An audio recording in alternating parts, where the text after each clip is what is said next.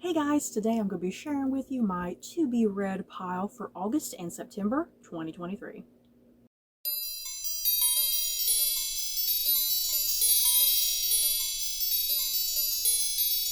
So this is going to be everything I plan on reading for August and September of this year. So let's quickly flash back to June and July TBR.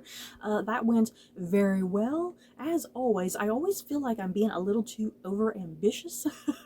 Like I feel like I over kind of calculate what I can accomplish. But yeah, June, July went very well. I had a kind of couple spare days at the end of that month, which is nice. I always love having extra days at the end of any given month because then I can always start the new TBR a little early. So yeah, June, July was really good. Yeah, I had some pretty gigantic books in there, a little small scattering of some small books. As always, whenever I do my books, these TBRs and whatnot, reviews always go up immediately on my Goodreads page. If you want to hear or read about my thoughts on books there immediately. Whereas video reviews on this channel, the filmed video reviews of the books, they go up at some point eventually, which is a lot of times months and months after the fact because I can only upload so many videos per month on this channel. I don't want to bombard you guys with a bunch of videos. So yeah, reviews for everything from June, July will eventually come. So yeah, let's get into August, September. I am very, very excited about some of these books as well. And yeah, I'm just going to go through what I plan on reading, no particular order. First up, The Cat Who Saved Books by Susuke Natsukawa?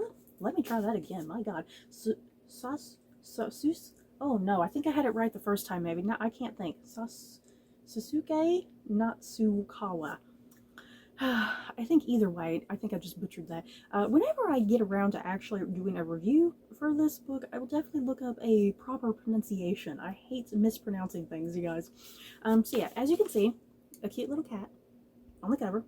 How great is that? And oh my God, his little rear end. His little rear end with his fluffy little tail and back legs. Oh my God, this is great. Okay, what is this book about? This book sounds so cute, you guys. Wait for it. Okay. Awkward high school student Rintaro Natsuki is about to close the second-hand bookshop he inherited from his beloved grandfather. For this bookworm by blood, shutting down Natsuki Books is no easy task. It's been his sanctuary and hideout from the demands of school and the world at large. However, before the bookshop's doors are shut for good, a talking cat, yes, appears with an unusual request. The feline requests the teenager's help in saving books from abusive and negligent owners, and it won't take no for an answer.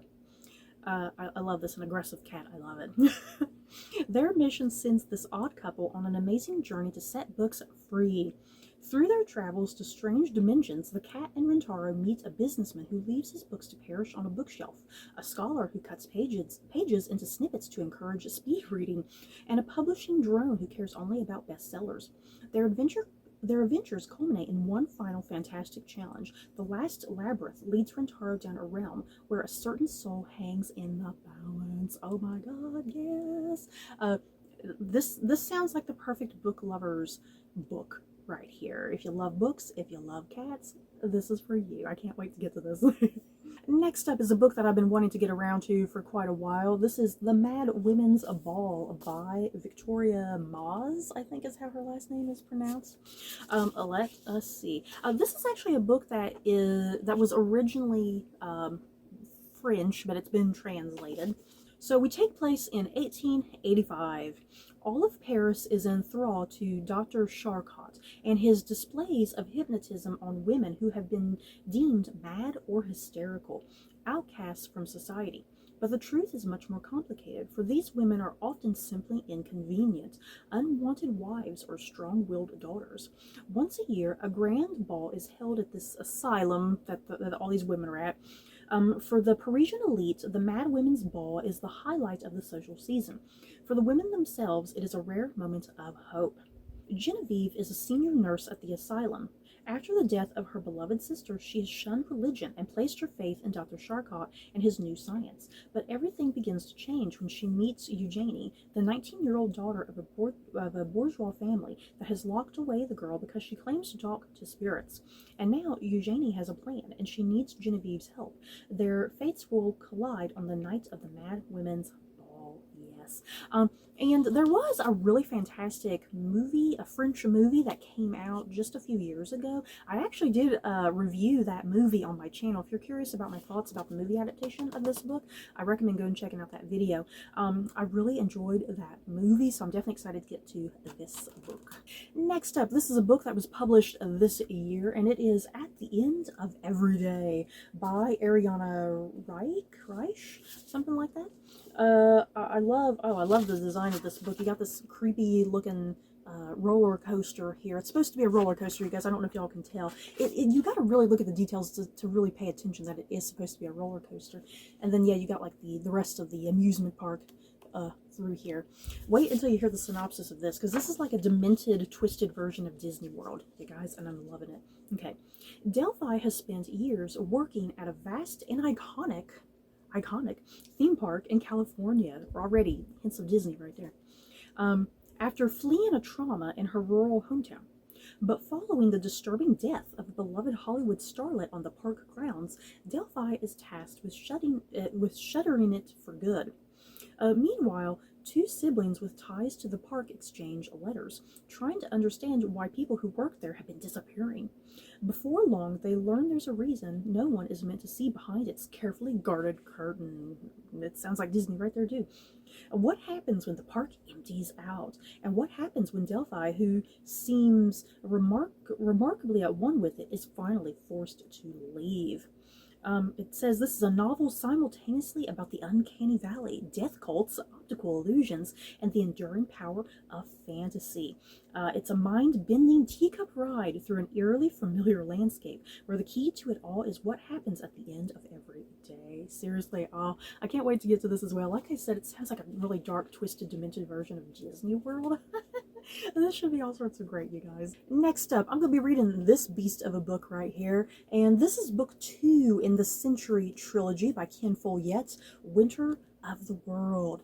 In my June-July TBR, I read the first book in this trilogy, and yeah, because these books are so gigantic, I'm pretty much just reading one per TBR. So yeah, the next TBR, I'll definitely be getting to the third and final book in this series. So yeah, what is book 2 about? I'm going to go ahead and read the synopsis for it, because I don't think there's really anything that's going to spoil absolutely nothing about the first book, because yeah, what you need to know about this trilogy, because it's called The Century, the trilogy is going over the course of the entirety of like the 1900s.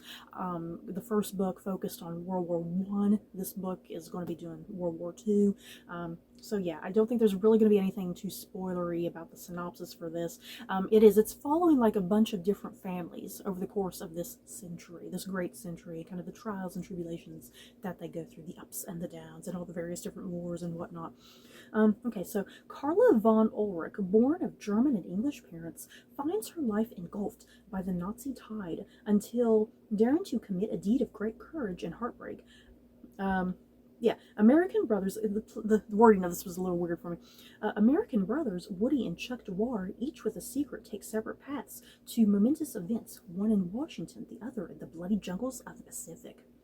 English student Lloyd Williams discovers in the crucible of the Spanish Civil War that he must fight communism just as hard as fascism. Daisy Peshkov, a driven social climber, cares only for popularity and the fast set until war transforms her life, while her cousin Volodya, it's a Russian name, carves out a position in Soviet intelligence that will affect not only this war, but also the war to come. Yes. I really enjoyed the first book in this trilogy. It was just kind of blew me away. I loved all the various different characters and how it all kind of tied into the big, huge events of World War I, how all these families were affected from it. So yeah, this book is definitely continuing that. Pretty much kind of all of the children from the characters in the previous book. This is pretty much all those characters from that book, they're children, and they're all having to now deal with the ramifications of World War II and whatnot. Can't wait to get to this. Next up, I'm going to be reading the Next Strike book by Robert Galbraith, aka J.K. Rowling, and that is Troubled Blood. For every single one of my TBRs, I've been trying to get through the Strike series. I have just been absolutely loving and enjoying them. They're so fun, so entertaining. I love the mystery thriller aspects of them. More than anything, I love the main characters. So yeah, this is what am I at now? 5? Is this book 5? I think this is book 5. I think I've lost track. So what is up with this book? Let's see. Private Detective Cormoran Strike is visiting his family in Cornwall when he is approached by a woman asking for help finding her mother, Margaret Bamborough, who went missing under mysterious circumstances in 1974.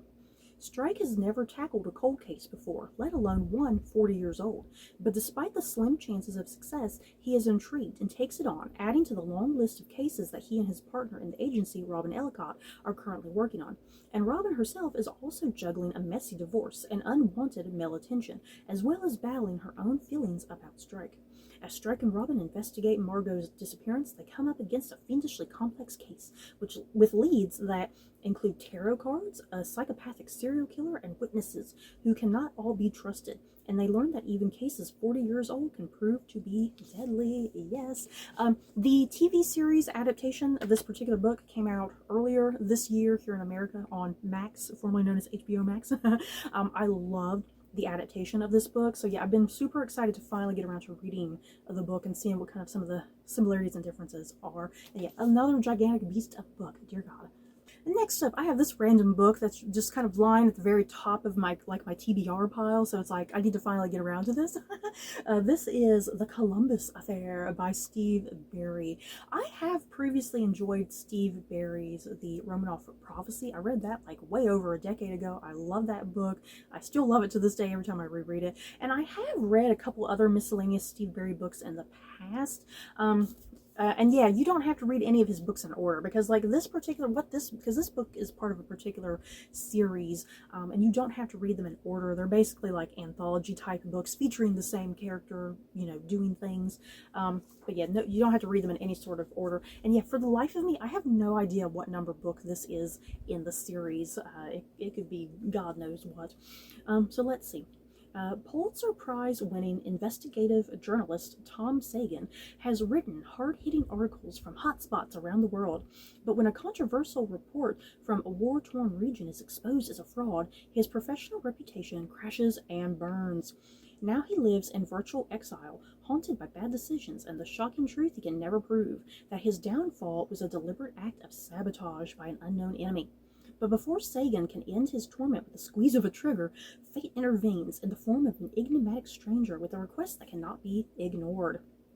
Zachariah Simon has the look of a scholar, the soul of a scoundrel, and the zeal of a fanatic. He also has Tom Sagan's estranged daughter at his mercy. Simon desperately wants something only Sagan can supply, the key to a 500-year-old mystery, a treasure with explosive political significance in the modern world. For both Simon and Sagan, the stakes are high. The goal intensely personal, the consequences of opposing either man potentially catastrophic.